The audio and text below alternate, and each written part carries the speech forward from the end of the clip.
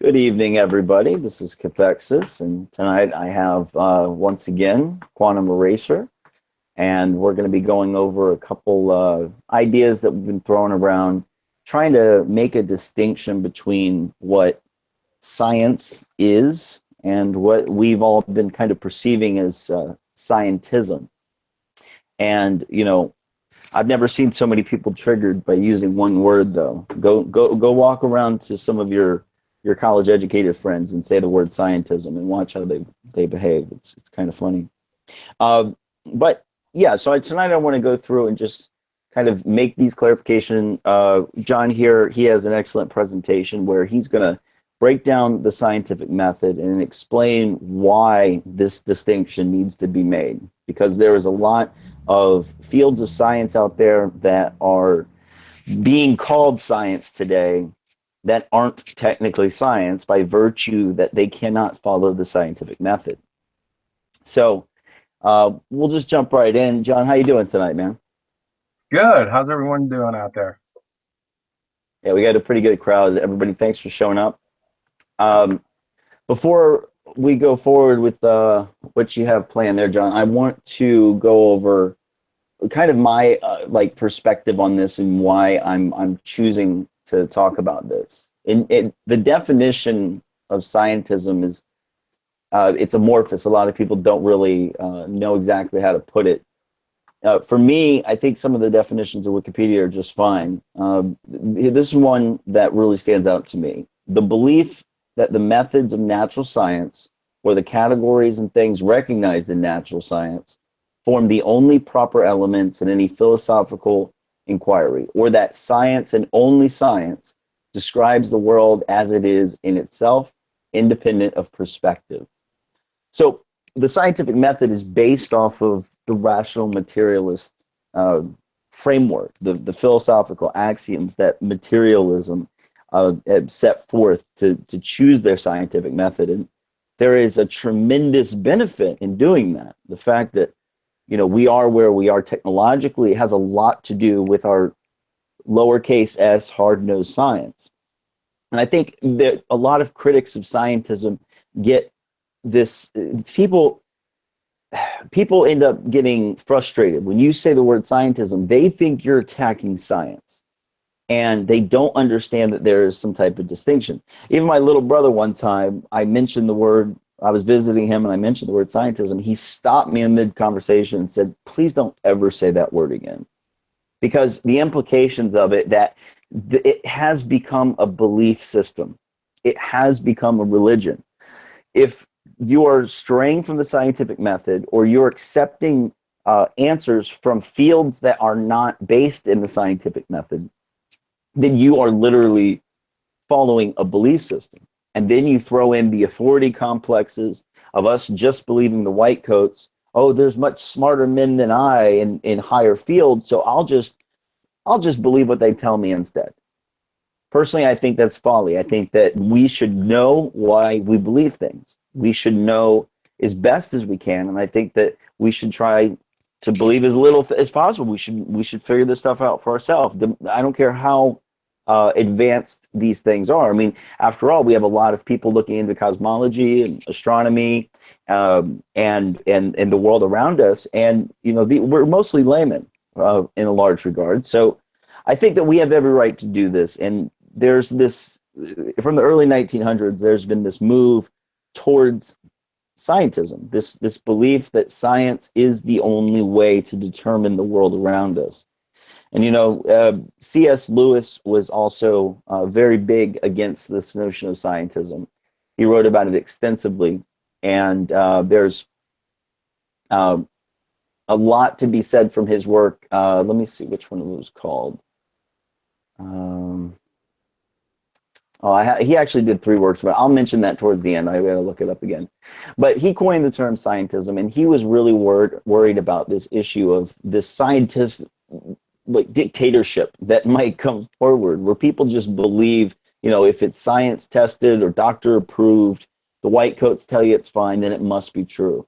I think we're all kind of waking up to that, and we're questioning things. So to get back to things, let's take a look at the scientific method and understand how this distinction can be made, because yeah, I think it's very simple. If you understand what the scientific method is, you can apply this understanding to every one of these fields of science and determine if it is valid science or not. So with that, let's go ahead and kick it over to you, John, and let's get through the presentation. And then if I have any questions, I'll jump in and ask you as we go along. Hey, Cathexis, I agree with most of the things that you said. There's another issue that I think is really prevalent today, and it sows discord. And what it is to, and it's real easy, miscommunication. We don't listen to each other, and terms aren't defined. I'm a big fan of the Socratic method. You have to define terms. Everyone has to be on the same sheet of music when discussing a subject. Because if I'm talking about bananas and you're thinking the banana's an orange, then we're going to have some discord and some confusion and frustration when we get to, well, what is a banana? I mean, it sounds silly, but it really boils down to that, I feel. I think, I'm in a lot of conversations with people, and there's a lot of miscommunication, and you can tell people get frustrated real easy. And I think it boils down, say for, the agendas, willful ignorance, and just plain ignorance. I think that's the biggest problem. I don't know. What do you think? Well, yeah, willful ignorance for sure. But outside of that willful ignorance, just as you said, there's a lot of people who just don't understand what these things are, especially with a term like science and the way that we've been raised in this current society. It's just, the term is amorphous, and it shouldn't be. It should mean something very, Exactly. very clearly understood. And yeah, that's where the miscommunications start, I think. Yeah, and it is, but it seems that it's been obfuscated. For some reason, I don't want to get into motives. I don't understand most of what you learn in science, real hardcore science. Most of the stuff I'm going to talk about today is 5th grade level science. Yeah. So it seems yeah, that but we can always use this. a refresher. There's a lot of people who didn't learn it, though. I remember back in my 5th grade class, there was plenty of people jumping around waiting for recess, and they didn't care about this stuff. Teachers just moved you right through, That's true. So, I agree. If you don't use it, you lose it. There's no doubt about it. So that's a player too. Yeah. Okay, so let's get into it. For sure, man. Well, let's go ahead and, like I said, go ahead and define it. So basically, science is any system of knowledge that is concerned with the physical world and its phenomena and entails unbiased observations, and this is why I underlined and highlighted this, systematic experimentation. To be science, you have to be able to test it. So testing. Without testing, it's not science. The final arbiter of truth in science is experiment, period. That's it. If you're not doing any experiments, and we're going to get into what that entails precisely, then you're not doing science. It's just that simple. From Professor Schenker, who's the chair of physics at Yale, the only way things change in physics is experiments. Everything is based on experiment. That's the only way we change our mind, right? Yes. From the University of Rochester, the physics department. This is one of the best short treatises on science and the scientific method. The scientific method requires that a hypothesis be ruled out or modified if its predictions are clearly and repeatedly incompatible with experimental tests. Further, no matter how elegant a theory is, its predictions must agree with experimental results, there's that experiment again, if we are to believe that it is a valid description of nature. In physics, as in every experimental science, which is redundant, by the way, Yeah. experiment is supreme, and experimental verification of hypothetical predictions is absolutely necessary. Now, I don't know what absolutely necessary means to you, but to me it means you got to do it. Yes, If you sir. don't, then it's not science. Again, what differentiates, science from badminton or ecology or finance? Well, the scientific method distinguishes science from other forms of explanation. Environment for what? Experimentation. Yes, Once getting sir. the gist of this, you gotta do experiments. Now we're on the one that drives me absolutely, and I hear it no matter. Science isn't a result. It's merely a method of inquiry. It's an important method, but that's all it is, a method of inquiry. Science doesn't say run, jump, point to, swim, do the hokey pokey, or anything else. And this is the biggest issue. This is what it is. You hear so many people who are even aware that this is the way it is, who speak of science as some monolith.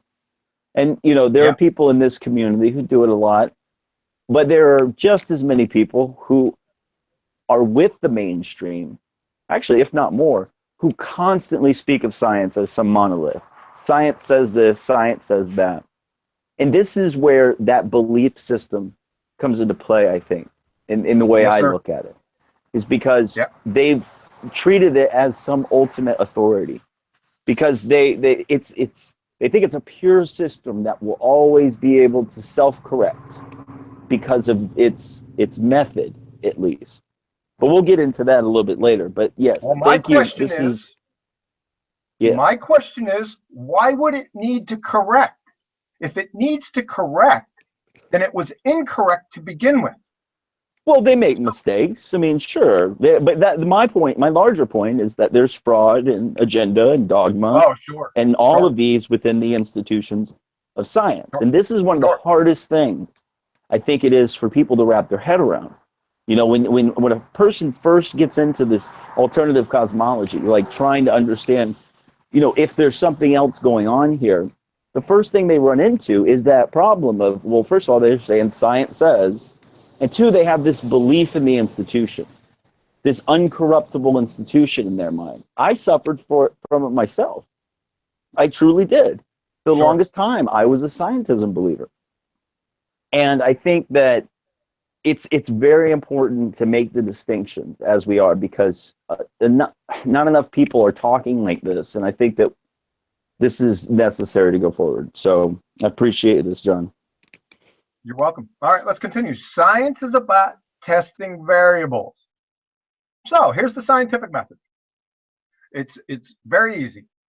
The steps are clear, cut, concise. You observe a phenomenon, you do a literature review, construct a hypothesis, you test an experiment, analyze data, you validate or invalidate the hypothesis, and you report the results. Now, most of these, as you can see, are logistical in nature. And I just wanted to isolate the three most important ones and where we head off the rails. So, the scientific method was developed to rid the world of myths, consensus, votes, majority, opinions, loudest voices. In other words, rid the conclusions of the subjective by establishing a method that solely focuses on the empirical, the objective. And here's another term that gets thrown around where people don't know what it means. Empirical simply means observable, testable, repeatable, and falsifiable. That if you could encapsulate the scientific method into terms, That would be it right there. Because as you can see, that takes care of everything in your steps for the most part, except the logistical concerns. So observable, testable, repeatable, and falsifiable. Got to be that, or it's a just so story. So let's go into step one. So observe a phenomenon. It's just what it says. Observation. Hold on, John. Go ahead. So sorry. Can you hear me? Sure. Yeah, I got it looks like I just lost my Wi-Fi connection at my house, and it's rebooting right now, but the main account dropped. I have to get it back in within 5 minutes, or we're going to lose the entire stream. So I just wanted to give you a heads up, and anybody listening, if we go down fully, we'll be right back within 10 minutes, but it looks like my internet connection has gone down. So you can just give us a moment. Hopefully we can work through this. We should be on air still right now, at least. I haven't checked it. Well, it's connecting right now. Sorry for the pause, everybody. Hopefully we don't lose the stream. Usually they give you a 5-minute window, but yeah, we just had a rainstorm come through, and it never does this. I think we just get OS by some agency. You are breaking. I'm kidding. Up. Yeah, hold on one second. Hopefully we can get this. Okay.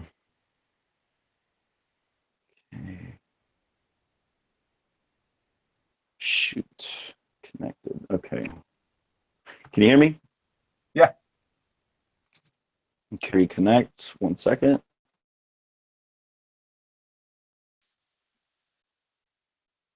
One second.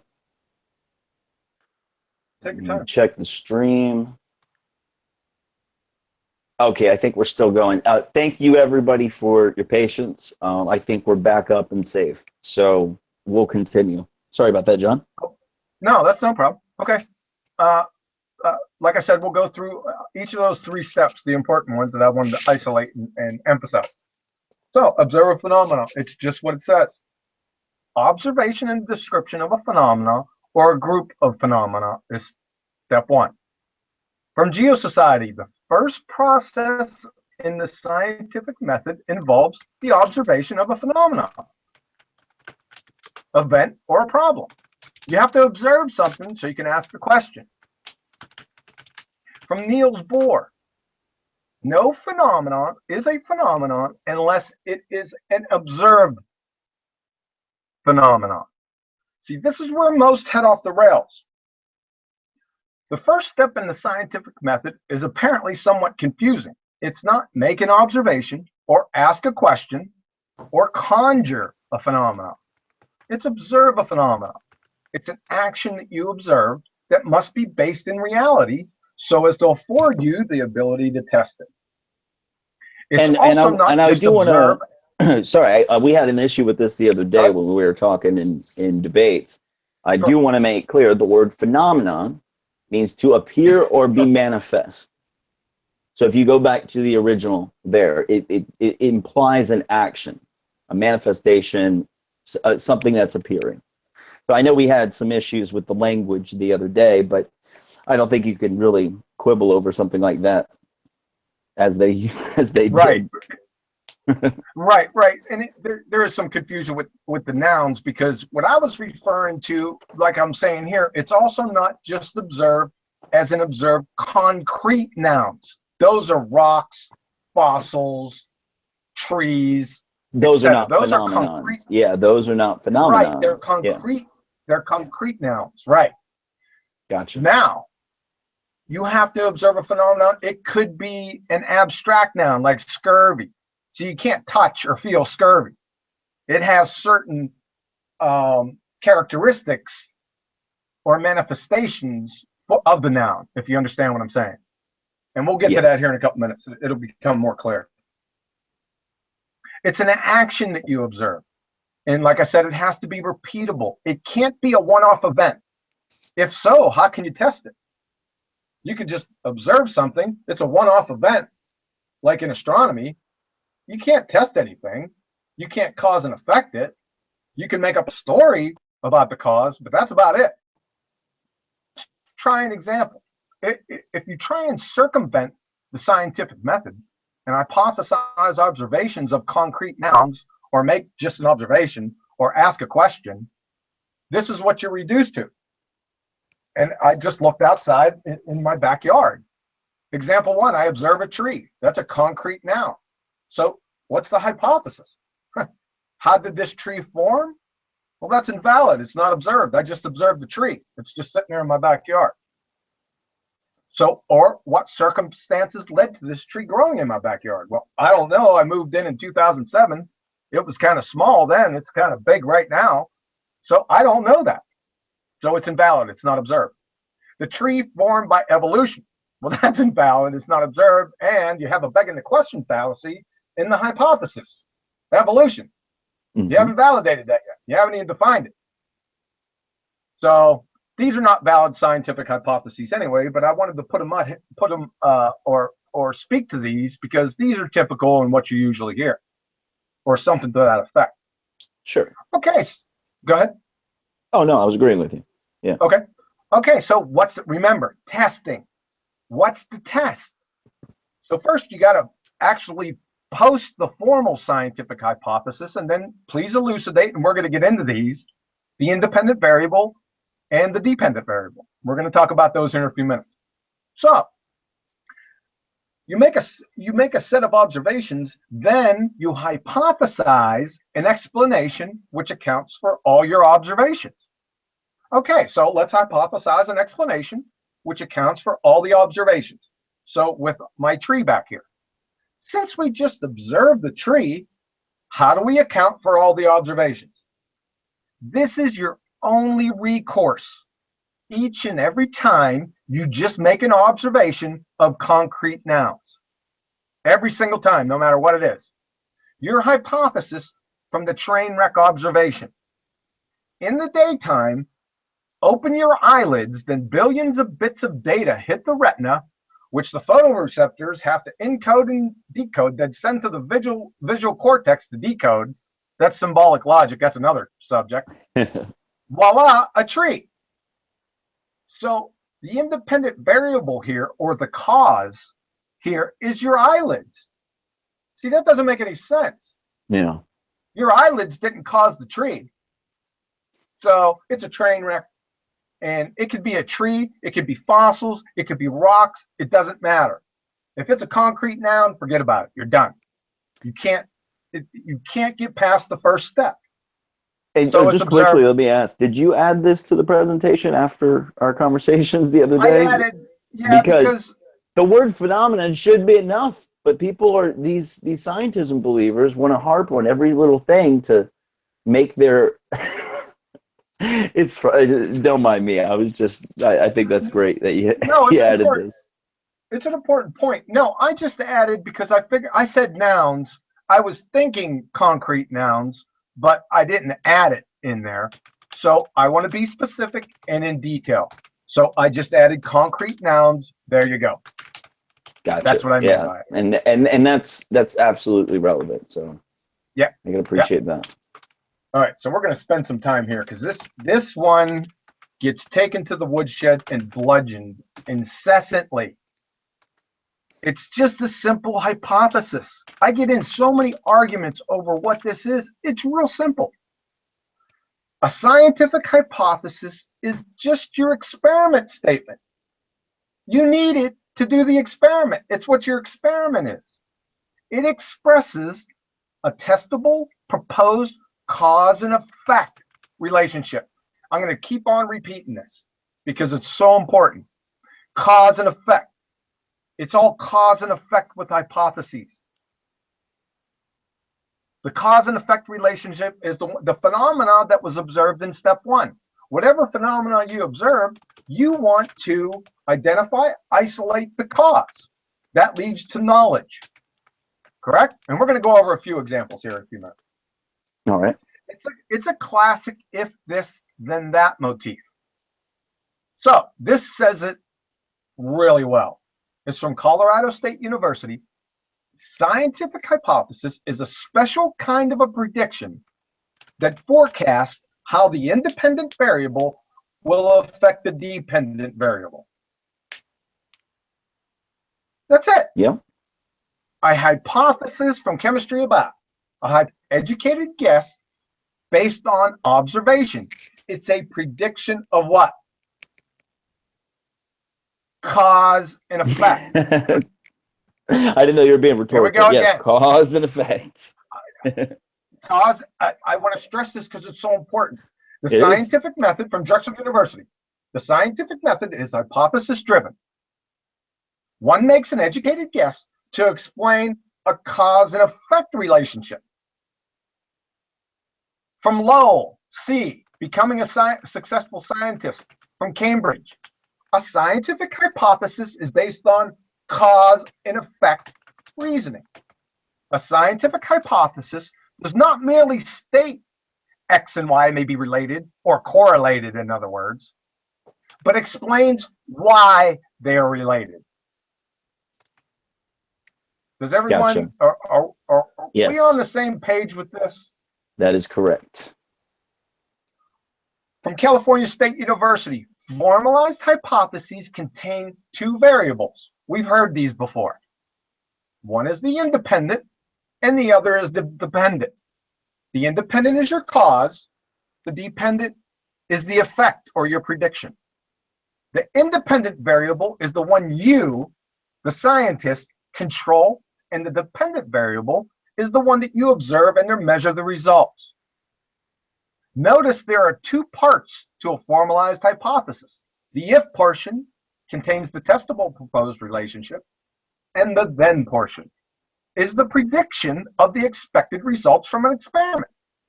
An acceptable hypothesis contains both aspects, not just the prediction portion. We're not playing Jimmy the Greek here. Every scientific prediction is a consequent of its necessary antecedent. And its necessary antecedent is the independent variable. Any questions on that? Nope, crystal clear. So hypothesis again is elucidating cause and effect. The cause is the independent variable. The effect is the dependent variable. So Gotcha. let's use the Socratic method. What an independent variable is. From the University of North Carolina, an independent variable is the presumed cause, whereas the dependent variable is the presumed effect. The independent variable is the core of the experiment and is isolated and manipulated by the researcher. The dependent variable is the measurable outcome of this manipulation, the results of the experimental design. So question, if you don't have an independent variable, do you have an experiment? Nope. Nope, because it's the core of it. Yep. From the University of North Carolina, again, in an experiment, the independent variable is the variable that is varied or manipulated by the researcher. And the dependent variable is the response that is measured. And I will say that From Penn State University. we're definitely stressing upon this because it comes into effect much later when we're talking about what real science is and what scientism is. Yes. So yes, I'm stressing it because this is a bone of contention with people. They say independent variable and they start laughing. Mm-hmm. And to me, I can't understand that because that's tantamount to a carpenter showing up at your door and you giving him a framing square and he starts laughing at it. Yeah. That's what it's tantamount to. So I don't know. So I'm going through here. I'm establishing what this is. This is I don't want to say basic, but you have to know this to pass 5th grade general science. If you don't know what an independent variable is, then your parents paid the science teacher off. Yeah, and I think that most of this stuff socially, especially if somebody's not in these fields, this stuff is just lost in the mix, lost in translation even, and that's the biggest thing we're up against. We have, especially when we're out here debating these topics and trying to discuss these topics with people, we've come from a certain position of wanting to learn topics that the layman doesn't necessarily look after, And when we go and discuss it with other people who consider themselves smart, they'll end up not knowing the most basic thing, which we're going over right Exactly. now. So I Exactly. think putting this out here like this, getting a clear understanding of what we're talking about is helpful. So let's move on. Okay, I'm going to stress it just a couple more times, and then I'm going to leave this one alone. The No independent or problem. manipulated variable, the variable that is changed by the scientist, what the investigator is testing. Colorado State. All right. We already went over California State right here. We already did that one above. The variable that is manipulated or changed is known as the independent variable. From South Alabama, an independent variable is a variable that is presumed to cause a change in another variable. In experimental research, the independent variable is a variable that is manipulated by the researcher. I think we're getting it. Okay, from the National Science Teachers Association. An independent variable is the variable that is varied or manipulated during an experiment. Okay, is there any questions? No, sir. Hopefully I can't do much more. Maybe I can go get it notarized. Well, it's like I said, it's definitely necessary to stress, especially as we move forward in making these designations. So Yeah, I could put another, 80 more, but I think everyone's got it now. mm-hmm. Okay, so let's review a couple of examples. We're going to go through the process. So we're going to observe a phenomenon. Okay, let's say we're back in the day. Sailors appear crippled after long sea journeys. They've got poor wound healing. They got bleeding gums. They have rashes. So that's a phenomenon. It's called scurvy. There could be a number of possible causes for it, but for brevity, we finally realize it's related to diet. So we construct a hypothesis. So if vitamin C intake is crucial to collagen integrity, and this is in humans, then eliminating vitamin C intake in humans will cause scurvy. You see, I have my if, and then I have, this is a valid scientific hypothesis. This is a testable statement. And what I like to do with people to help them understand this is I always say, go ahead and post a hypothesis. And I always start off, what is your dependent variable? That is to say, what is the effect? What are you predicting is going to happen in this experiment? So what's going to happen in this experiment, we already know from the phenomena, is scurvy. Now we want to know what that causes. The independent variable in my hypothesis above is obviously vitamin C intake. So guess what I'm going to do? I'm going to take a population of subjects. I'm going to limit their vitamin C intake, and then I'm going to observe what happens. So I conduct the experiment, and voila. This is very important. If no effect, then try another independent variable. They're endless. Vitamin A, folate, B6, etc. Sure. It doesn't have to be even involved with diet. Bear in mind, and this is very important, if you try a variable with no effect, your inquiry and your experiment is not a failure. You've just eliminated a possible cause. That's very important. So example 2, observe another phenomenon. So we have a population of healthy type 1 diabetics who apparently a certain percentage of them are suffering from diabetic ketoacidosis. And this is a very serious condition. It's a life and death condition. So what do? Hypothesis. Given otherwise healthy type 1 diabetes patients, the lack of insulin on board will lead to diabetic ketoacidosis. And again, what did I say? I asked them, what is their prediction in this experiment? And obviously, their prediction is the endpoint is diabetic ketoacidosis. Now, what is causing that? The independent variable is, and that's the insulin or the lack of. So what I do is I take a population of otherwise healthy type 1 diabetes patients. Obviously, we're getting into ethics and morality here with the lack of Sure. insulin, because we already know what's going to happen here. Yeah. So, but for demonstration purposes, this is very good. It's simple, and it should limit the confusion. It's just this simple. It's always an independent and dependent variable. You got to have both. All right, here's the next canard. Predictions. You'll hear ad nauseum, science is science because it can predict a reflect, right? Well, there's a big difference between scientific predictions and Gene Dixon, Edgar Casey, Nostradamus, Jimmy the Greek, and Carnival Tent predictions. That is, scientific predictions, as I said before, are the consequent of the necessary antecedent, independent variables. Again, scientific hypothesis what? A special kind of a prediction that forecasts how the independent variable will affect the dependent variable. That is, if you don't have an independent, then you don't have a prediction, or your prediction is in the Nostradamus category.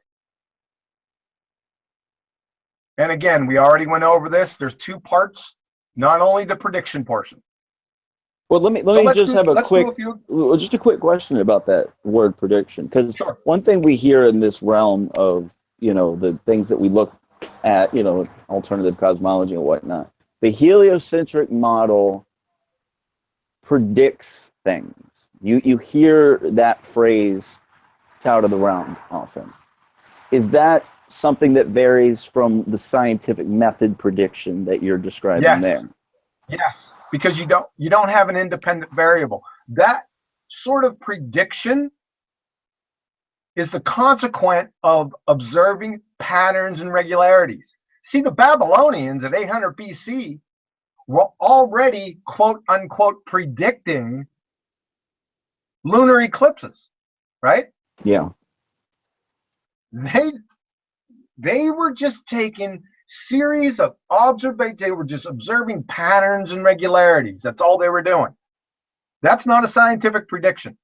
You're just observing patterns and regularities. So when they say the heliocentric model predicts things accurately, well, it just happens to, because it's a system that repeats. They understand the repetition, and they're able to demonstrate that. And then we'll get into what model means here quite soon.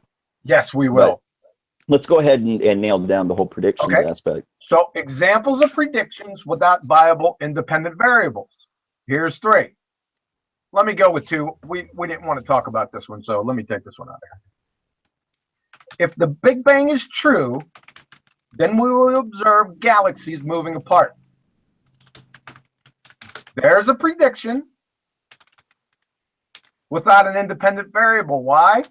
Because what is an independent variable? It's something that you manipulate. Can you manipulate the Big Bang? I don't think so. If evolution is true, then we observe biodiversity. Yeah, that's not a hypothesis. That's not anything. I'll give you another one. If invisible fire-breathing dragons exist, then we will observe burn and scorch marks on garage walls. That is these are all in the same category. So what are these? Well, they're not scientific hypotheses. Guess what they are? They're textbook fallacies. They're affirming the consequent formal logical fallacies to be precise. This form: if P, then Q, Q, therefore P. The logical fallacy is that P doesn't necessarily follow from Q. Example: if evolution is true, P, then you can insert any Darwinian grab bag post hoc observations, fossils, homology, similarity, genetic variation. Q, well, we observed these post hoc observations.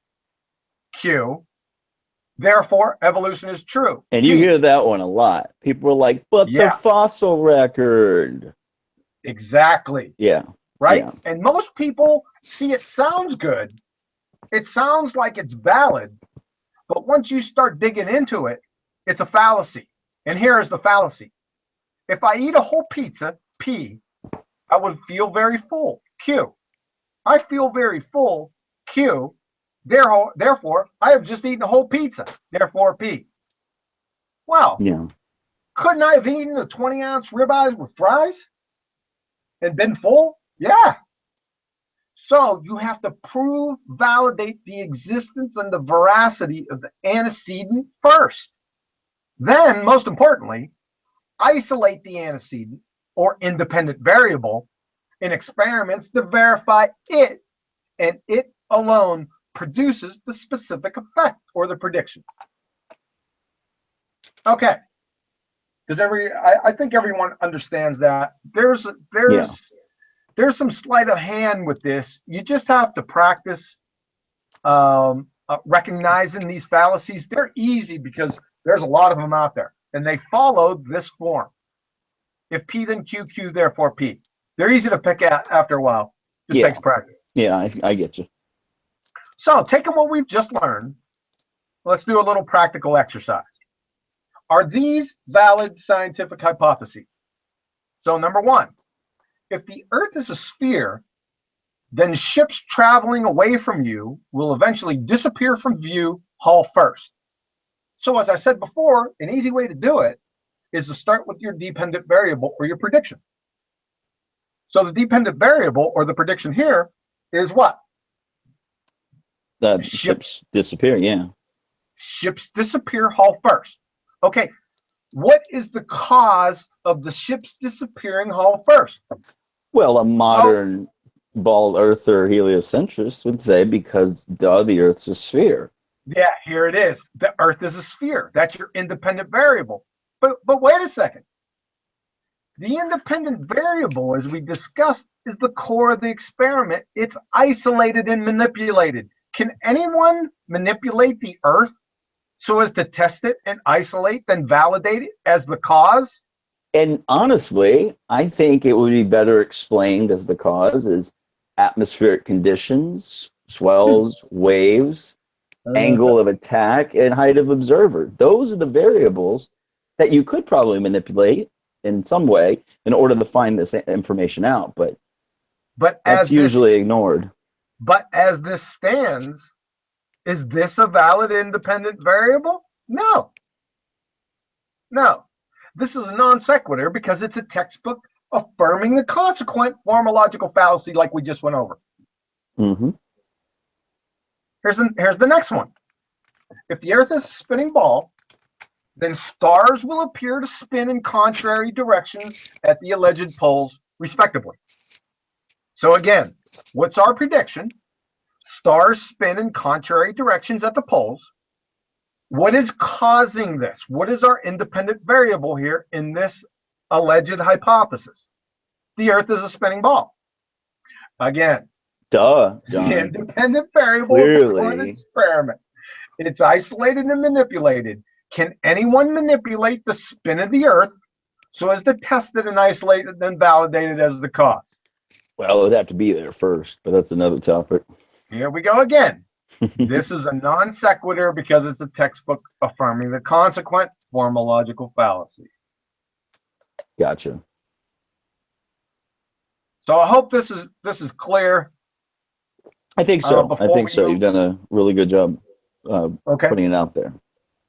Okay, so here's the next canard. Theories. I can't tell you. I mean, everyone has a theory about everything. Everybody's got a theory as to what scientific theories are. Yeah, right, that's a good one. That's a good one. And this is a big deal. You see this being quibbled about amongst, people in this community. And funny enough, it seems to be the people who are defending scientism who don't really have a good grasp of what the distinctions are here. And so let's definitely break this down. Isn't that funny? Yeah. I don't want to put everybody under the bus, but I've seen it more often than you'd want to hope. I see it. I hear it constant. I see it and hear it and read it. Literature, everywhere I go, it doesn't matter. People will just throw this term out. Theory. Yeah. New theory says that the nebula in Yep. 40,000 light years away is, yeah, I've Yep. seen this on the Nobel most nonsensical days. Prize winners talking about theories. It's Yeah. equivocation fallacy. They're equivocating between a colloquial theory, which is merely abject speculation. That's all it is. Yes. And scientific theories. Things in science are defined precisely. Scientific theories explain the how and the why, the mechanism and the process. For example, germ theory. Scientific theories are the result of validated, confirmed scientific hypotheses that have been rigorously tested. I got 3 definitions here: chemistry about quarks to quasars, the physics lab up at the University of Rochester, and they basically all say the same thing. A scientific theory represents a hypothesis or a group of related hypotheses which has been confirmed through repeated experimental tests. That is, you can't have actual scientific theory without it already being validated and confirmed by experiment, or in Yeah. other words, hypothesis tested. And Gotcha. you can't have math or equations for a scientific theory. It's So, tantamount to having a married bachelor. and that's what leads me to this next question. The theory of gravitation. Okay, this is, and I make this distinction often. There is a distinction to be made between what we call gravity on this Earth, which is things falling at 9.832 meters per second, and what is causing it. Now, Exactly. what they claim is causing it, and we've gone over this, I believe, last time, so we won't go too Yes. deep. But there's 2 answers. You have the Newtonian, masses attracting masses, and then you have, of course, the Einsteinian, which is warping of space time. Now, with the masses attracting masses, this is the theory of gravitation that they have. They have no way of truly testing masses attracting masses in the No, scale that Newton they didn't even need. believe it. He didn't. No, yeah, actually, in the end of his book, he said it was philosophically bankrupt to think that was a possibility. He said it was absurd to even consider it. Yes, yes, absolutely. So, So I don't know and besides, the scientific community, like we went over in the last presentation, they don't even follow Newtonian gravity. They yeah. follow Einsteinian gravity. Well, here's what I find is they follow whatever suits them. You have Yeah, some right. people who follow the Einsteinian, some people follow the Newtonian because it suits them at the moment. So yeah, so I Yeah. just wanted to Well, make both that are falsified. distinction. That's not technically a theory then. Yeah, Theory of both are gravitation? falsified anyway. We already went over that. Yeah, we did. We did. If they have any questions about gravity, just review the last your last video. That should Yeah, settle matters. definitely. So yeah, So let's go through. okay, you can't have math or equations for a scientific theory because they're married bachelors. Why? Mathematics at best merely describes, whereas real scientific theories explain the how and the why, the Mhm. mechanism and the process. Like germ theory. Scientific theory is a result of validated, confirmed scientific hypotheses that have been rigorously tested, as opposed to scientific laws. Scientific laws describe the what or the is. See, the cause here is not applicable, and these are often expressed mathematically. For example, the second law of thermodynamics. See, with scientific laws, the cause or the mechanism or the how and the why is nonsensical. It's an invalid inquiry. It's just an is. Mhm. For example, how or why does heat flow from hot to cold always? Well, we don't know, and we'll never know. All we know every single time, it just does and is. Ergo, a scientific law. That's why they're called the laws of thermodynamics and not the theories of thermodynamics. So That's a scientific, good way of making that yeah, clear. Yeah. yeah, exactly. That's why. So scientific laws never become scientific theories or vice versa. Each are domain specific inherently. Gotcha. from the College of Science and Mathematics at Kennesaw State. A law describes what nature does. A theory explains how nature works. Are we clear on this? Absolutely. This is very important because a lot of people get confused about these two terms. Yeah, I hear people say that theories turn into laws after Right. certain proofs occur with Right. it. So that's a Right. very good distinction to make. Right. Cool. All right, let's get on to math because this is another canard. Listen, I'm not a math, a matheistic. I'm not. However, when you try to equivocate, and I don't even know how you equivocate two different words, math isn't science or physics, much like a tape measure isn't carpentry. One of the main reasons is they're different words. Math is immaterial, it's abstract, it's rigidly domain specific, and at best it merely describes. It explains exactly squat, niente, nothing. Conversely, actual scientists are in the business of explaining by validating or invalidating cause and effect relationships between independent and dependent variables via rigorous hypothesis testing. I found this, and I thank him for saying this. Somebody needed to. This is Professor Balakrishnan. He's the professor of physics at ITT Madras. I just can't make it any more clear. That's the whole point about physics. It's not mathematics. Are we clear on this? Let me give you an example why. According to mathematics, there's an infinite set of numbers between 0 and 1. That is, if I started at 0, I can never reach 1. However, whenever I type an I followed by a B with the same finger on my keyboard, I invariably pummel this nonsensical buffoonery every single time. We all do. There's somewhat of a difference between the abstract and physical reality. Absolutely.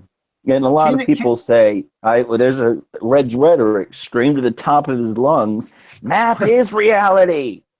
Like it's like really? quoted. Yeah, I've heard on numerous occasions these scientism fanboys.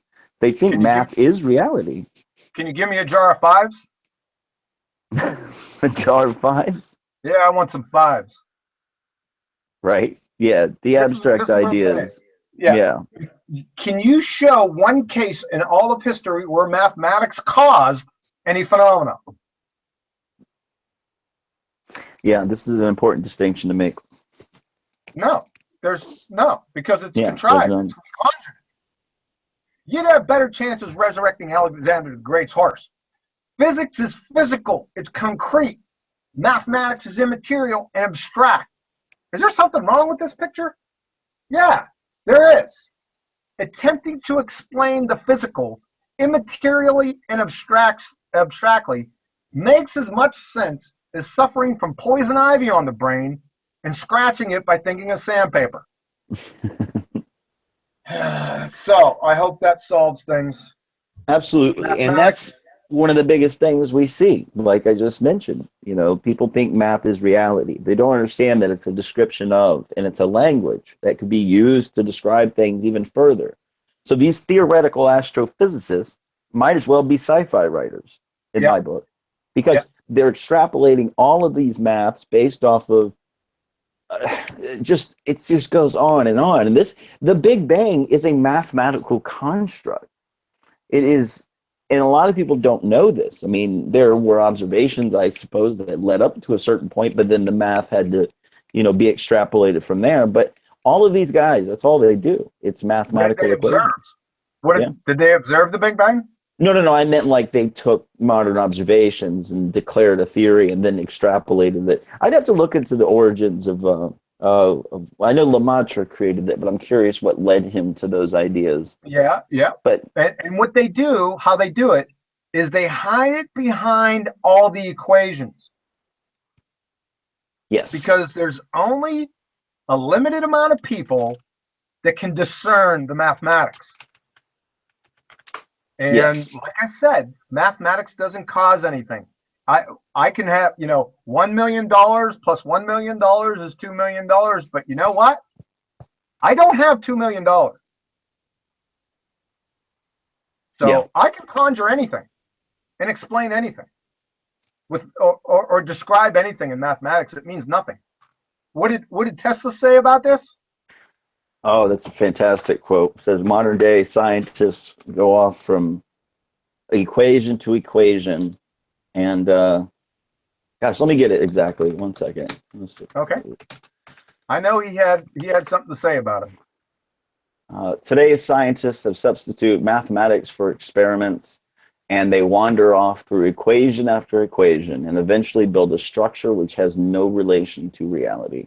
Yeah, I'll tell you what, you can't That say sums it up. that. Yeah. That sums it up, brother. I give him a big thumbs up for that one. That's good. That's concise, clear, and right to the point.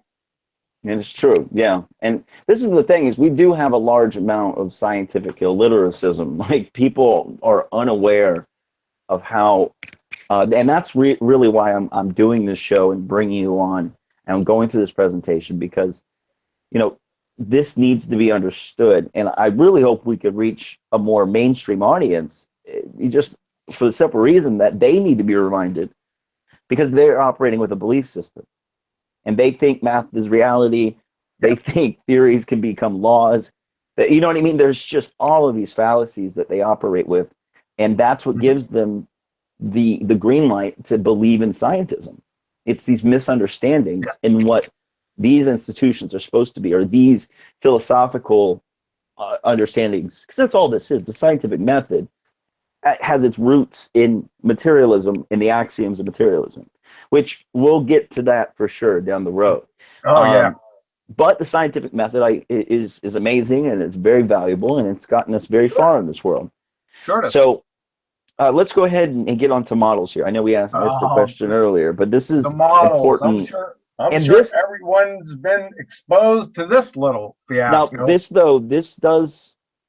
this has to do with even the heliocentric model, right? In this context? All models. Every single model. Models. And here it is from, again, the physics lab at University of Rochester. The word model is reserved for situations when it is known that the hypothesis has at least limited validity. All right. So what they're doing is they're trying to straddle a fence here. But I'm going to go ahead and chop their little fence down. Allow me to translate. Pseudoscience. There is no such animal as a scientific hypothesis with limited validity. It's tantamount to a woman being a little pregnant. Are or you're not. The hypothesis is either validated or it's not. End of story, period. A model is conjured when the alleged hypothesis is untestable. That means there never was an actual scientific hypothesis to begin with. Gotcha. And this is never ending. This is all I hear. So what's your model? Listen, we got a model over here. What's your model? Yeah. Where's your model? Our model predicts things. Where's your model? Yeah. It predicts. Yeah. Models predict. Well, to predict takes sentience and intelligence. Is the model alive? So what's your model? Well, you don't have one, therefore ours is correct. Yep, that's another fallacy. I like this one. I like that one. That's a good one. So number one, we don't need one to debunk your model, and models are merely pseudoscience stand-ins for the lack of a hypothesis. Yes, sir. So there we go. I really, people start talking about models, I just want to go away. And I've been saying this. I've been calling it a straw man attack, because first of all, they say that, well, you don't have a model, so therefore ours is correct, and that's a fallacy in itself. But what most people do is they'll construct this model of what they think these people are thinking, like what the geocentrists are thinking, or what flat earthers are thinking. And they'll have it in their mind while they're looking at this stuff through the heliocentric lens. And they'll say, this doesn't work on that. This doesn't work on that. Well, it's a straw man. They built up a false understanding, then declaring it to be your model, and then take it down themselves. Yeah, So I've seen that. Yeah, I've yeah, seen that many times. Yeah. yeah, Yeah. it's nonsense. It's not a proper way to debunk anything. It's invalid Yeah. as a debunk. They're assuming a model, and the model Yes, is a train wreck to begin with. Now you pile the assumption on it.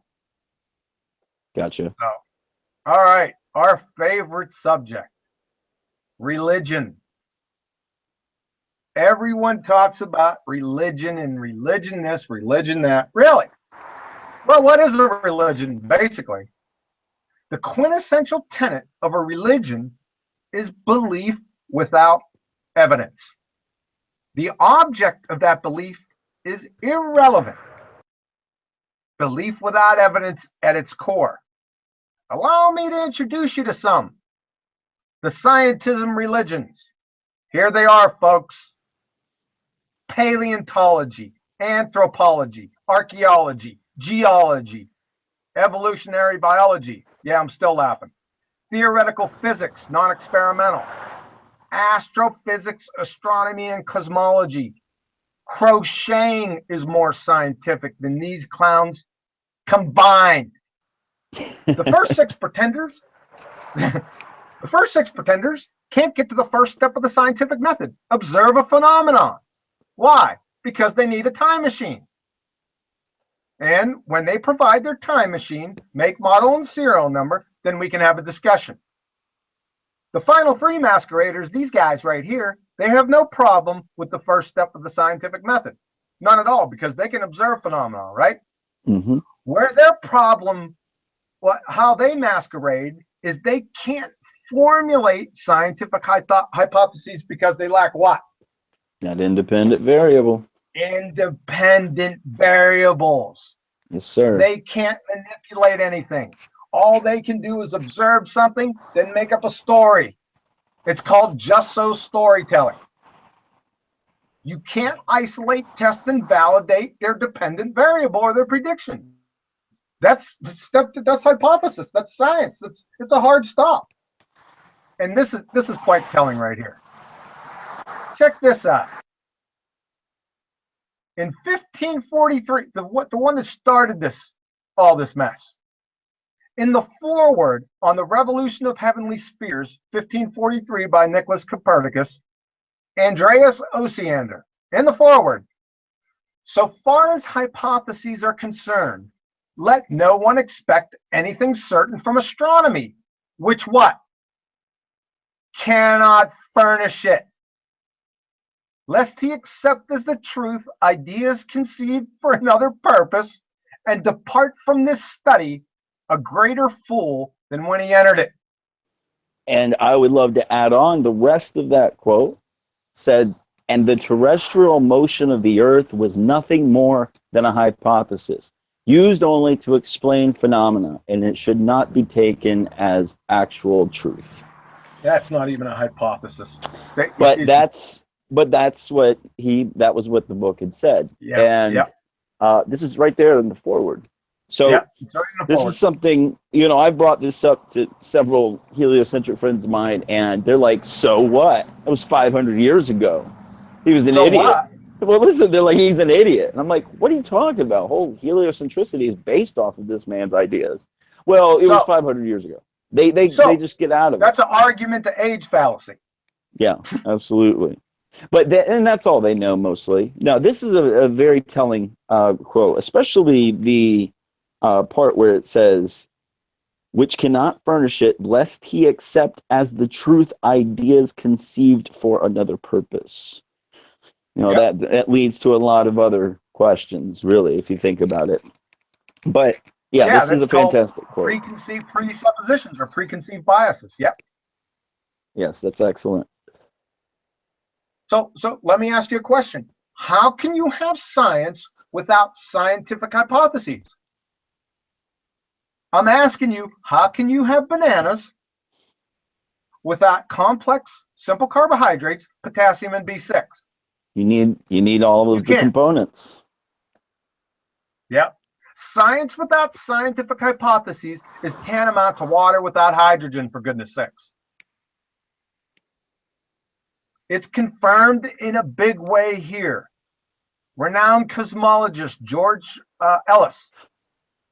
People need to be aware that there's a range of models, there we go with the models again, that could explain the observations. For instance, I can construct you a spherically symmetrical universe with the Earth at its center, and you cannot disprove it based on the observations. You can only exclude it on philosophical grounds. And he says, in my view, there's absolute, really, George.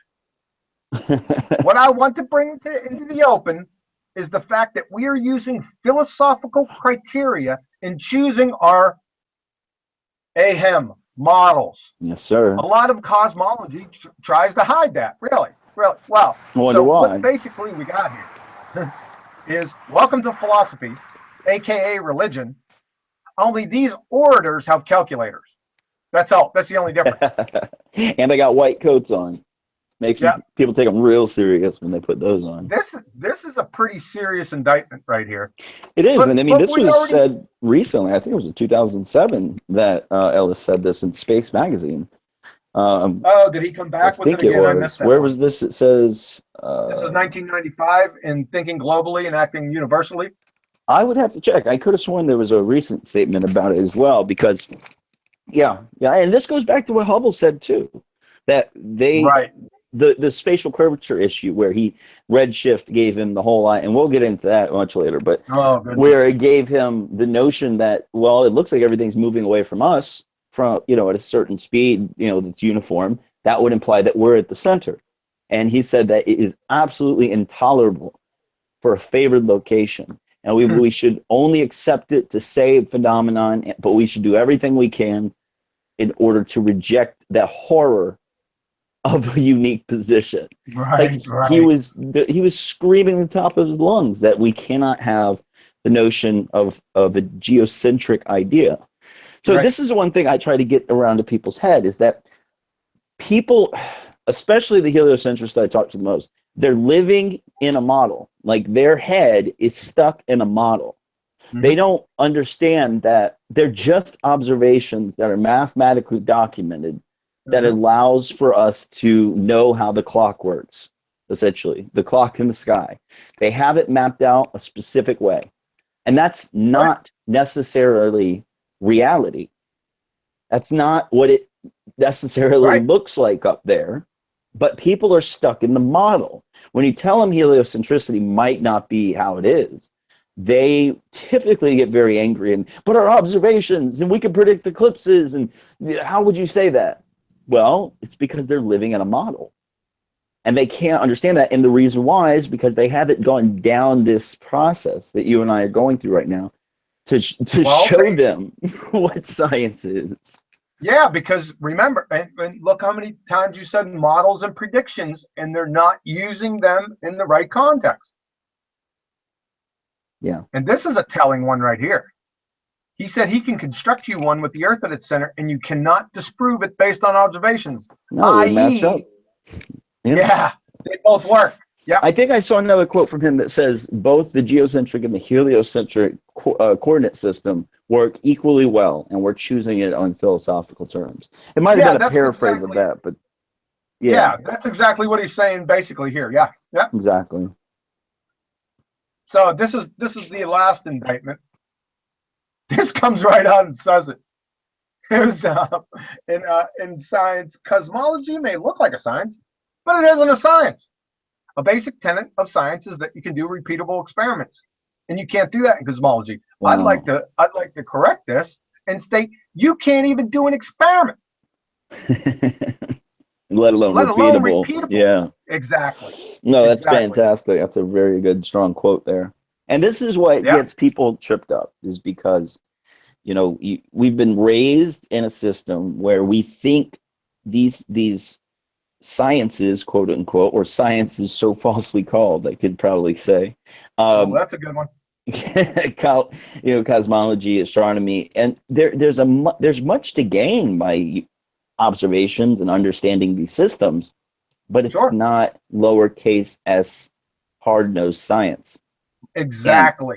And there's a distinction Yeah, and this Yeah. is the reason why I'm bringing you on and doing the show. A distinction has to be made because the lines have been blurred and they're playing into that. Mainstream pop science, especially, just is just bleeding it all together, trying to Yeah. make this. It almost feels like some type of scientific dictatorship that they're trying to Yeah, put but they're together. putting it under science. They're putting it under the umbrella of science. The pseudoscience pretenders, these guys up here, they're putting these under science by mere fiat. Mm-hmm. And using the equivocation fallacy with science, they can fit anything they want now underneath that umbrella. Yeah. And we're going to get to that here in 1 second. All right. Go ahead. Do you want No, to go finish ahead. up on that? Go ahead. It's perfect. Here's the game the pseudoscience priests are playing. That's what I call them. Nice. They're pseudoscience priests, the ones that I identified above. Perfect. Example, let's go back to our phenomenon. The sailors appear crippled, bleeding gums, tooth loss, the scurvy deal. These are the plausible explanations. Let's say we never seen scurvy before. We just observed all these sailors going out on long trips. They come back and they're a train wreck. They have all these symptoms up here. Okay? Yes. So the plausible explanations, because this is a phenomenon. These are phenomena. Plausible explanations. Prolonged exposure to seawater, inhalation of aerosol seagull droppings, prolonged exposure to swabbing the deck cleaning solution, prolonged rolling and pitching of the ship, poor air quality, especially below deck, caused by smoke from candles, tobacco, mold, mildew, vapors from tar and waste in the bilges, hydrogen and carbonic acid gases from the ventilation system. What about what we don't know? Right. These are just what potentially they could be. Mm-hmm. So what do? Do we do A? Do we pull a bevy of current scientists and roll what most think it is, then call it science? Or B, do we test every possible cause? Guess what these are up here? All of them are independent variables. Yes, sir. They're causes. So, do we test every possible cause, read independent variable, and validate the effect, the dependent variable or the prediction scurvy? This is called science. Today's science, which is religion, like we just went over, roll with the poll, A, because they are unable to validate and confirm anything by experiment. So what they do is they pick one and roll with what because it works, right? Yeah, because this I get could you. be true. Number 4 could be true. Of course, you're not telling everybody about the other ones, but we already know there's other ones. I mean, you're not hiding anything. So they roll with the poll, and that's A, because they're unable to validate or confirm anything. Then they say, well, what's the problem? Since transistors work, therefore spinning balls, multiverses, dark matter, evolution, big bangs, billions of years, ad nauseum, are scientific facts. Yeah. Wake up! No! I agree, sir. No! And this is what's caused the problem, is that there has not, this distinction has not been made. It has not. And I don't know if they're even teaching it in colleges anymore. Yeah, they are in the actual sciences, in chemistry, biochemistry, actual physics, quantum mechanics. So they are teaching those students this, but I mean, what are they telling you in an astronomy class or a cosmology class? No, that's not science. Well, I understand that, but what I'm saying is, what are they telling their people? Are they telling them it's science? Because socially, we have this. Everybody tends to behave as if those are sciences. In that regard. Yeah. No, I guess they're telling them, or they have it in, above the ivory archway.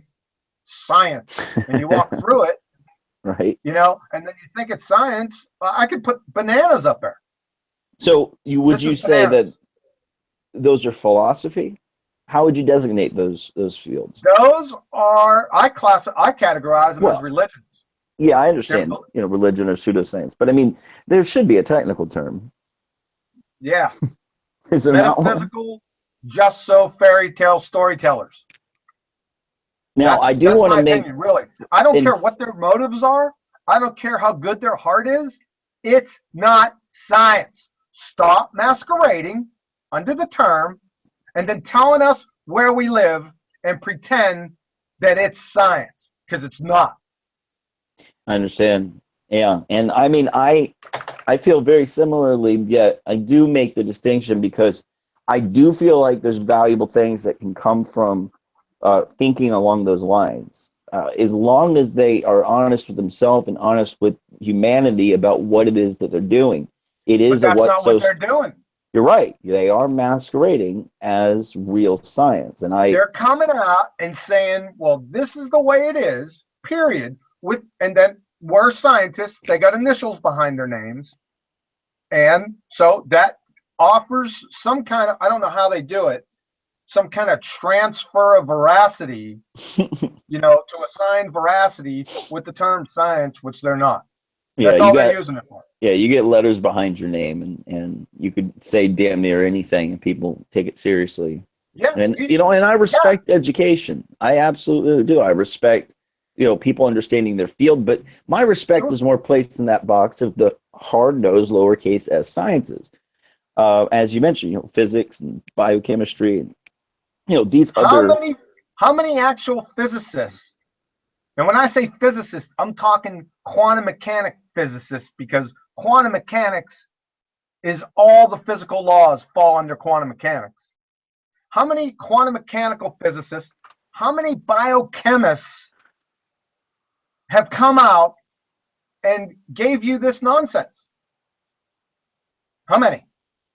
um, well, not many. You actually don't I hear can't. much for them. I don't know. They're not going to come out. They're definitely not coming out. Huh. No chance.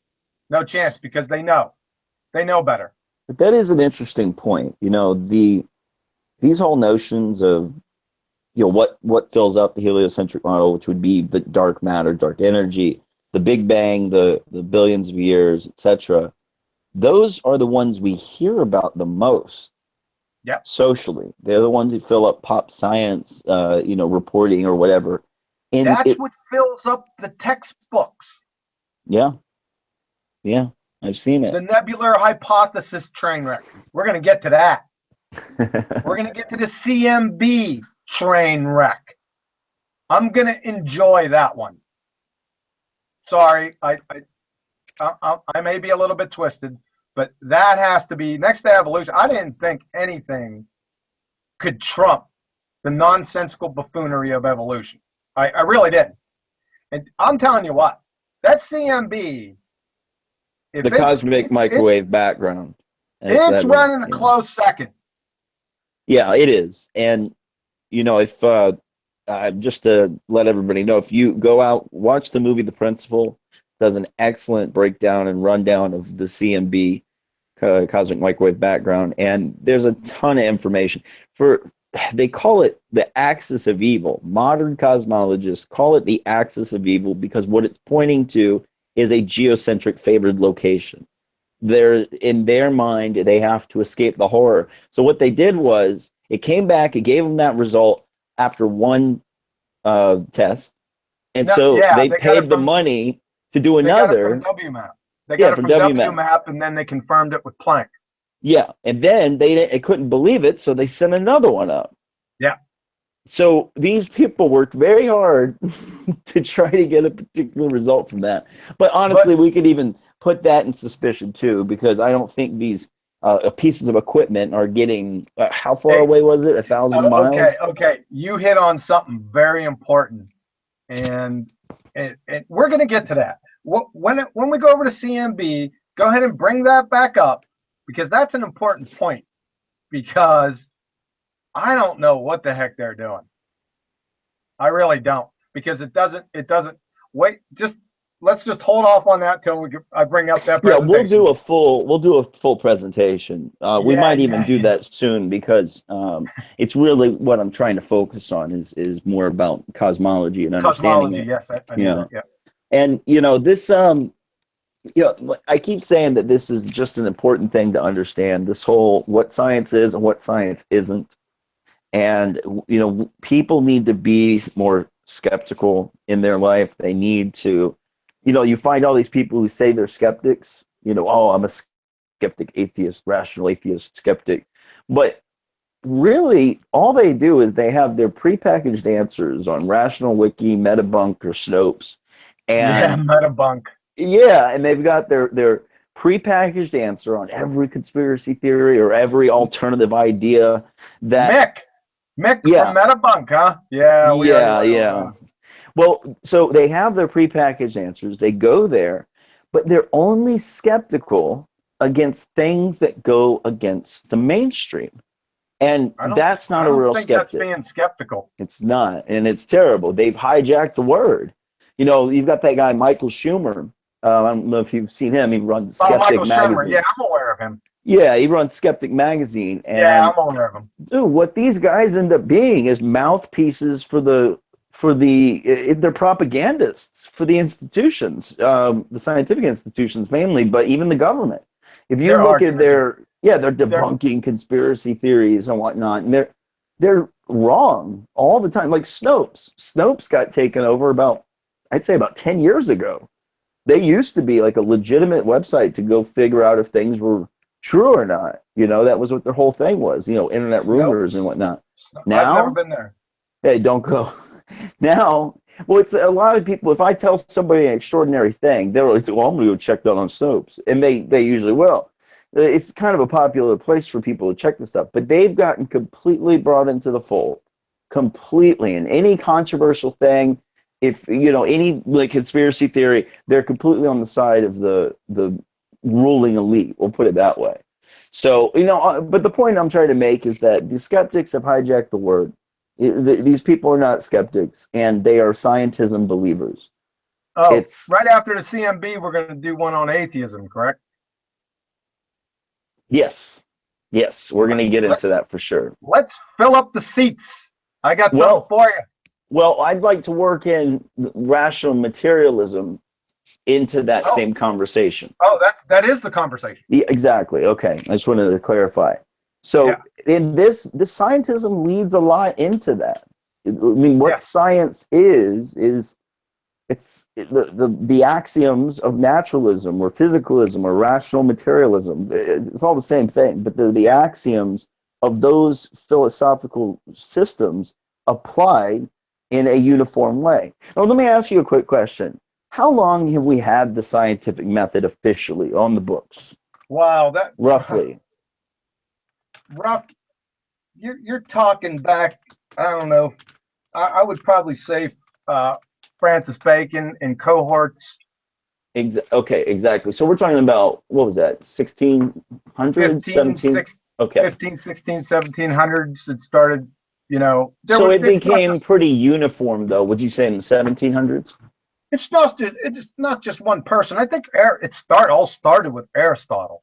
Well, sure. I mean, this is all, yeah, I Yeah, mean, you could go back with it. But what I mean is to the point where our scientific method is now, we've had it in this same form for a good 200 years, from what I understand. The very simple process of observing phenomenon, yeah. Well, create a if we hypothesis, variable, and like he the knew it. way, yeah. So, He knew it oh in yeah, 1543.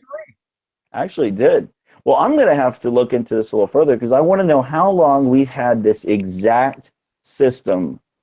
Because I've talked to some people recently when I tell them these things, they freak out on me and they tell me that no, no, no, the scientific method is variable. We can change it as we get better at being a human. I'm serious. Yeah, yeah. They need to change it because that's how they infiltrate or ride on their Trojan horse their little just so stories. Because you Yeah. have to change it. Because if you don't change it, you're screwed.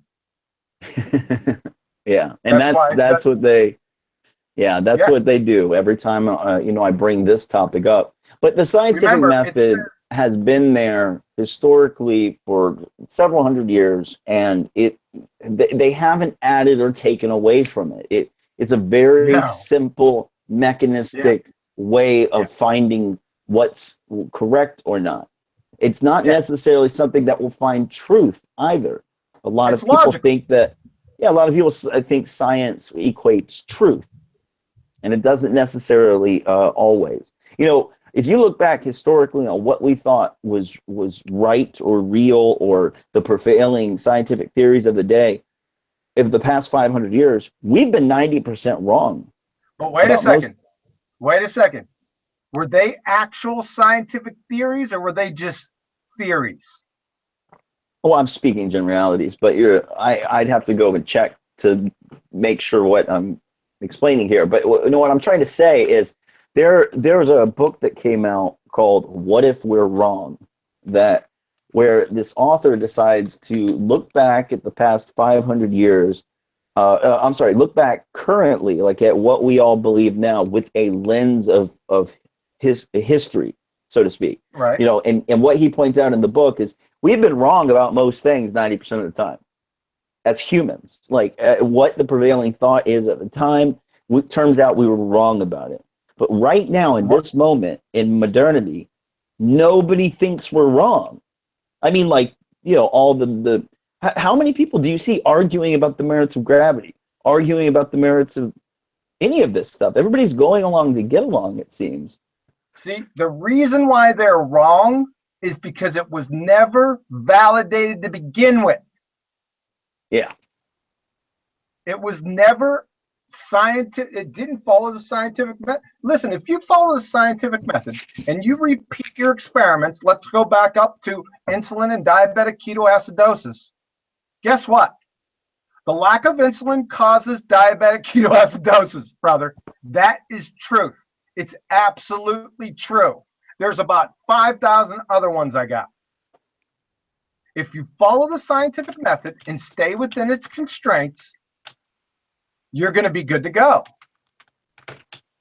However, if you weasel your way out into just so fairy tale story land, guess what? The majority of those are going to be wrong because you haven't tested them. Yeah. Testing, testing, testing. If you're not testing, you're not even in the galactic vicinity of science anywhere. You're not anywhere near it. Yeah. I'm with you, man. I'm with you. Hopefully we can you know, just continue to hit these points home. I'll tell you what, they really get mad when you say astronomy is pseudoscience. I'll tell Well, you what. why would somebody get angry though? Why does the emotion need to come into it? Something either is or isn't. Period. Why Oh, get I angry? agree. I agree. But what we're dealing with here are scientism believers who get triggered because they think they have a belief system that makes them believe they don't have a belief system. They think they're following the structure of logic and reason and rationality and science, when really they're just materialists. They are a religion within itself, and Uh-oh. they don't even know the truth of the matter. What they're doing is following what the white coats have told them. Some Well, people may have a gradient of understanding across other fields, but for the most part, they don't understand a damn thing about the fields that they claim to represent in a hey, way that but they're knowledgeable of. guess what the irony of the whole thing is? It's actual science that has debunked materialism. And we'll definitely be getting into that down the That's the road irony of it when all. we get, yeah, of course. Hey, I lost you. You still out there?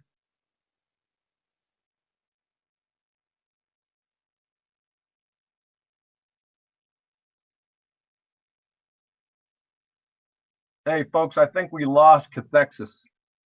Let's give him another minute, see if he can join in. Maybe he got another thunderstorm down there in Florida.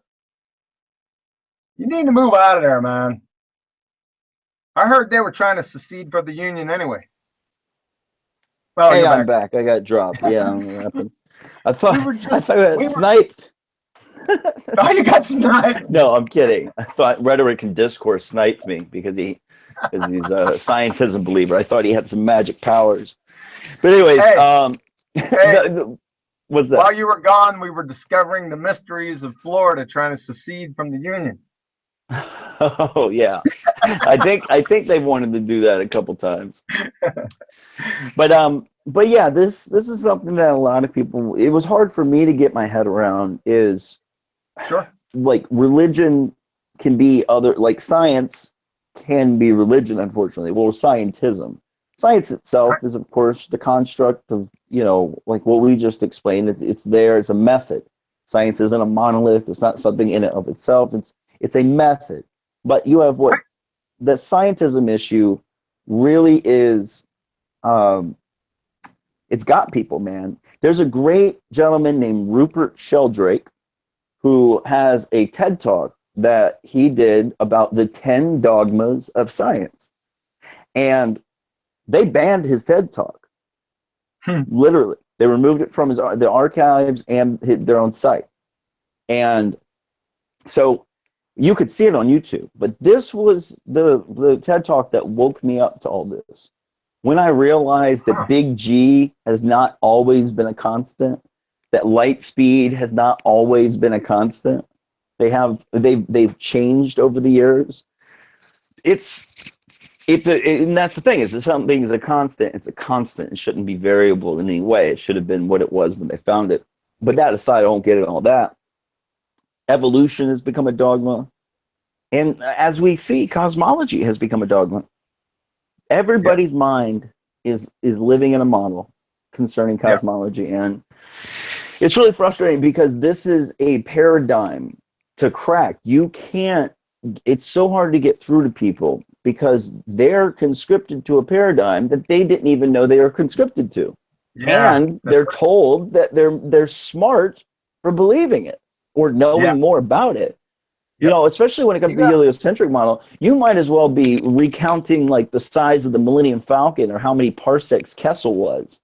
I it. mean, it is literally the same thing. It's a science fiction story that the world has just swallowed whole. Yeah. Yeah. Well, they keep you dumbed down. There's no doubt about that. I mean, as long as there's American Idol and cheese fries, keep them in the dark.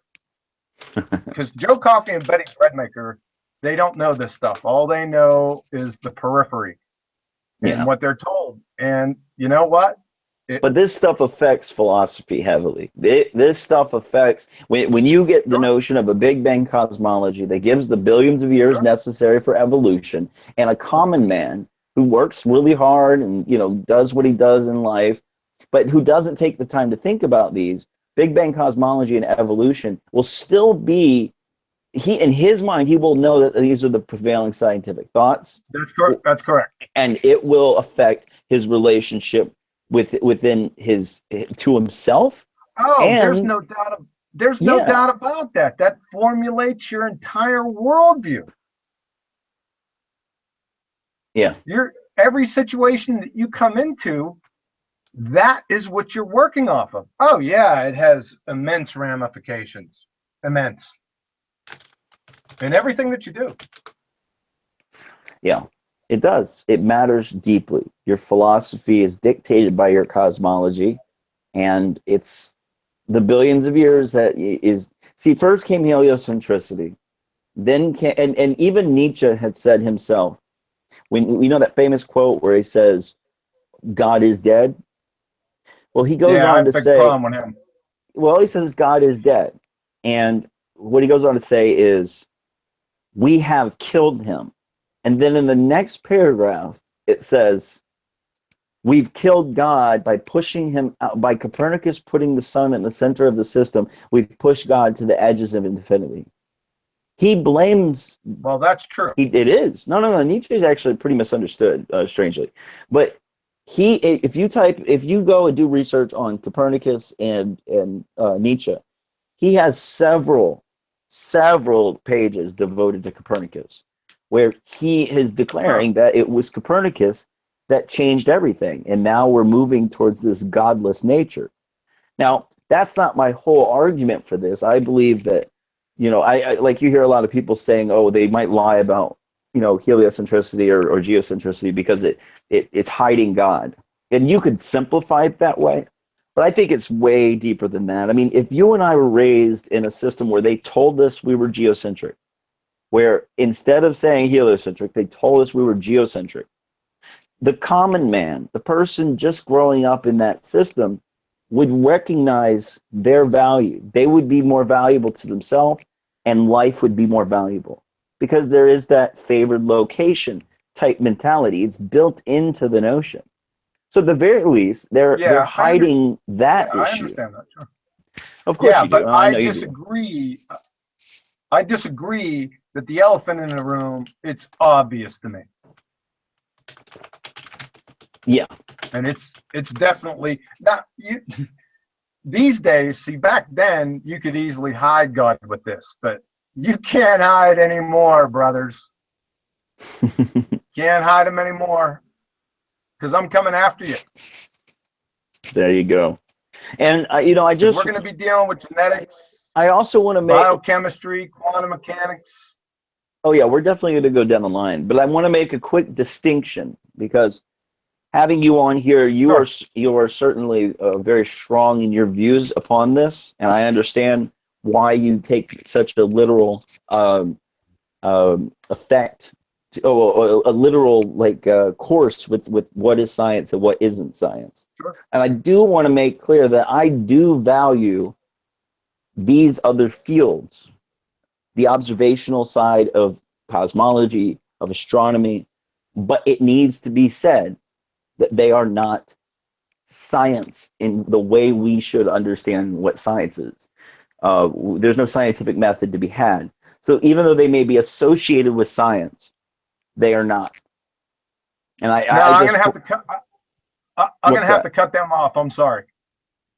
No, I understand. You trust me. I'm with you on that to a large degree. It's just these things do exist, and they we've had them for ages, and they have given us certain informations. I think they Sure. should just simply be renamed and not designated as science.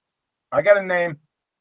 I know you do, but I mean, you do see value in these fields, correct?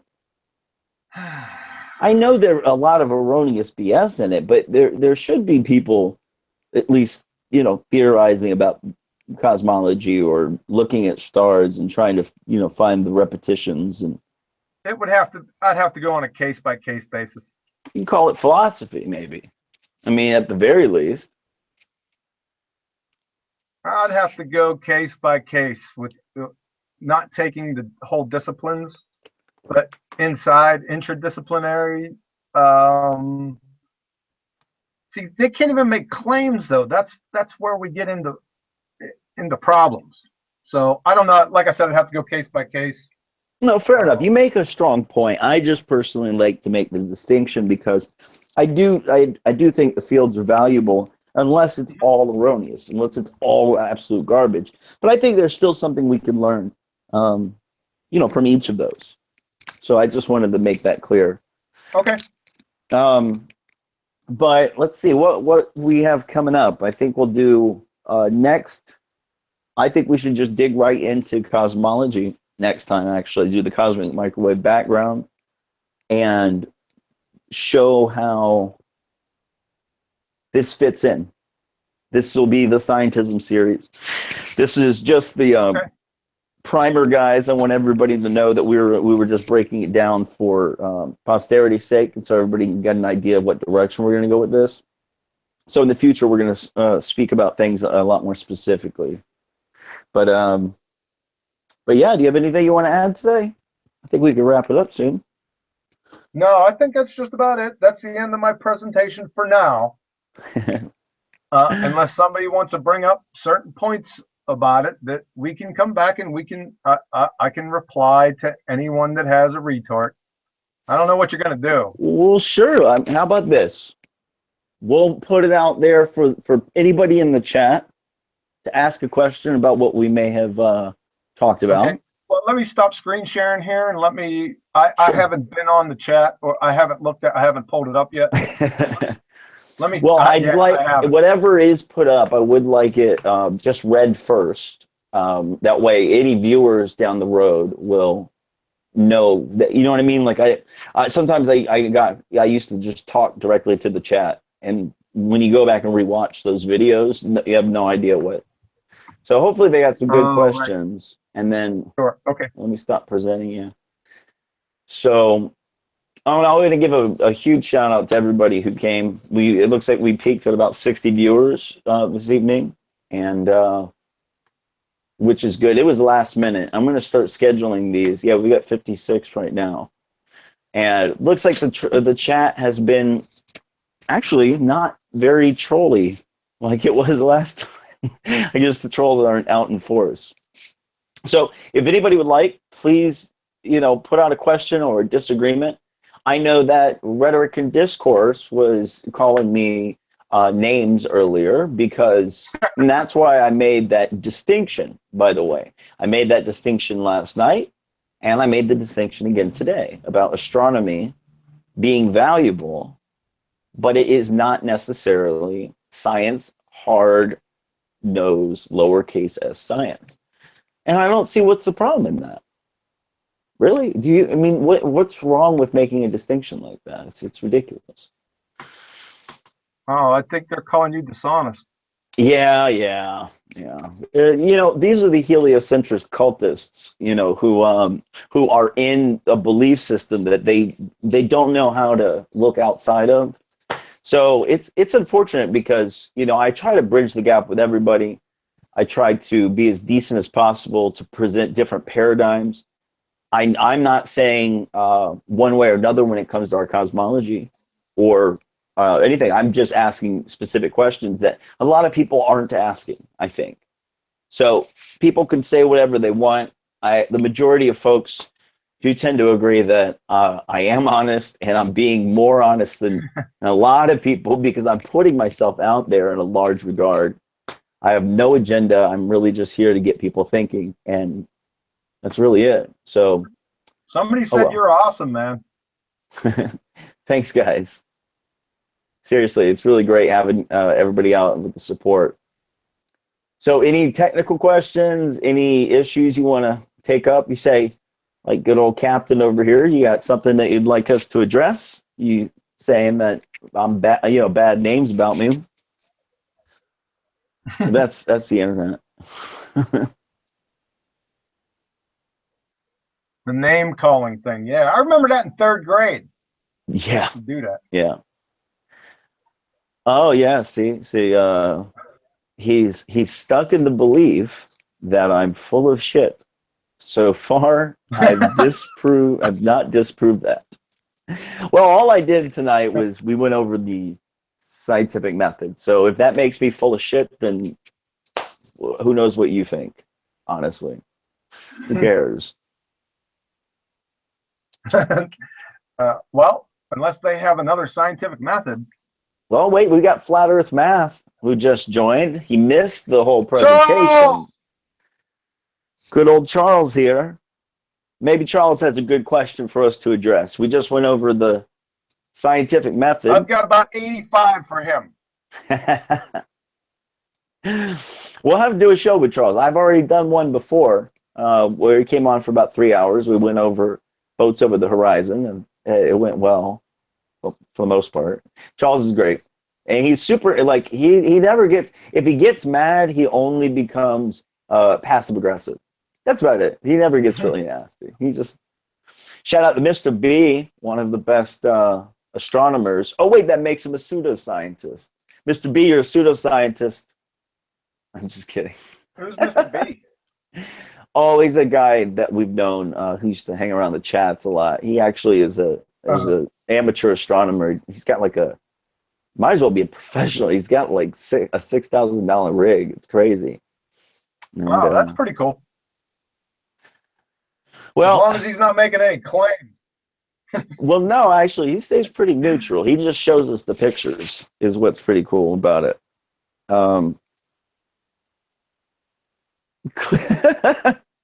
Click here for Helio Lies, he said. He's my favorite helio-cultist nihilist. We'll put it that way. He likes that I make that joke.